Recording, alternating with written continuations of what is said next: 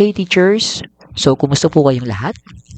I know that many of you already started their NCOYs or ang inyong non-classroom observable indicators na gagamitin para sa inyong reclassification or regular ranking for teachers 3, 4, 5, 6, or 7. So, kung makikita nyo po dito sa screen, lahat po naman yan ay ang hinihinging NCOY ay 1.2.2. So, kayo ay familiar na dito, alam ko. Kasi sa ating PMES, kung makikita nyo po dyan sa screen, sa ating PMES for proficient teachers, ito po ang hiningi sa atin. So, makikita nyo po yan sa inyong objective number 2, NCOY for PMES. But then, ngayon, sa inyong reclassification for that particular position, ito po ang hinihingi. So, alam ko po, hahanapin nyo lang yan. Kung makikita nyo po dyan, yan po ang MOV na hinihingi. Any one of the following: lesson plan, DLL, pwedeng DLP in any form, then activity sheet, assessment materials, or others, with annotation describing the use of research-based knowledge and principles of teaching and learning process. Now, may mga nag-PM po sa akin or ang iba sa inyo, alam ko, maybe you are asking, ano itong research-based knowledge and principles of teaching and learning process?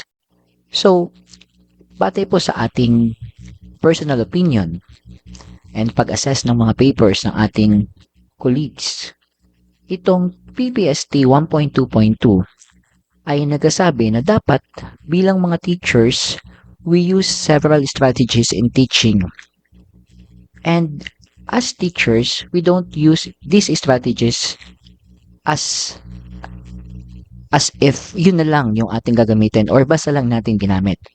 Dapat po, dear teachers, may papakita natin that this strategy is based from research or ibig sabihin nakabatay sa pananaliksik.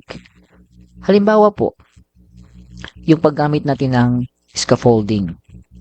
So, sa scaffolding, ito po, di ba, ay nakabatay sa konsepto ng zone of proximal development kung saan teachers ay guided and even in this way, nakabatay ito na ang teachers ay ginagabayan ang mga mag-aaral mula sa kung ano ang kaya nilang gawin tungo sa mas mataas na antas ng pagkatuto. So, in this way, it answers this objective 1.2.2 dahil inaangkop ni teacher ang suporta batay sa kasalukuyang pangangailangan or need ng kanyang mga mag-aaral. So, yun ay isang simpleng halimbawa how a research-based strategist proves that the teacher is adjusting his way of teaching na hindi lang siya basta-basta nagtuturo ng walang basis. So, kung yan po ay inyong ginawa or naipakita, yan po ang inyong gagawin. So, ano ba ang MOV? Sabi natin, lesson plan. So, ito po ay isang halimbawa ng lesson plan for science, grade 4, and with annotation. Makikita nyo po dyan. So, in that way, after presenting this lesson plan, dapat po may annotation. So, mali na naman po dito, kung babalikan nyo, nakalagay dyan, with annotation describing the use of research-based. So, kung pinili nyo ang lesson plan as your MOV, dapat may annotation yan, and supportahan nyo pa ng annotation in another page. For example, used research-based knowledge and principles of teaching and learning to enhance professional practice. So, you discuss it here. Paano nyo nasabi? So, example, the lesson begins with weather-related riddles and an interactive PowerPoint game. So, from here, makikita nyo na po, umamit na dito ng PowerPoint game. Game-based strategy. So, di-discuss din dito, it aligns with research-based practices which emphasizes the importance of engaging learners through curiosity and play. So, annotation nyo dito, pakibasa na lang po yan. What else? Ang paggamit ng differentiated group activities. Collaborative learning. So, yan po ay lahat based on research. So, lagyan nyo lang po ng annotation.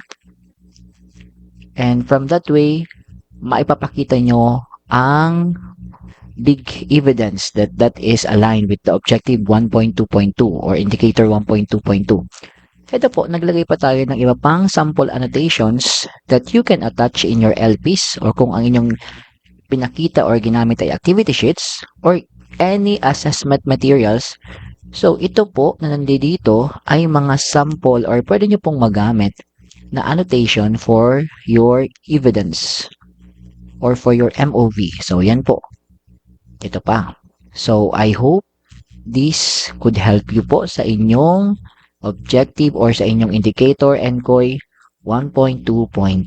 So, kung may gusto pa kayong idagdag or questions, just comment po sa ating comment section. So, yan po muna tayo and ang next naman na po nating mga content ay ang next NCOY. That's all po muna. Thank you and God bless.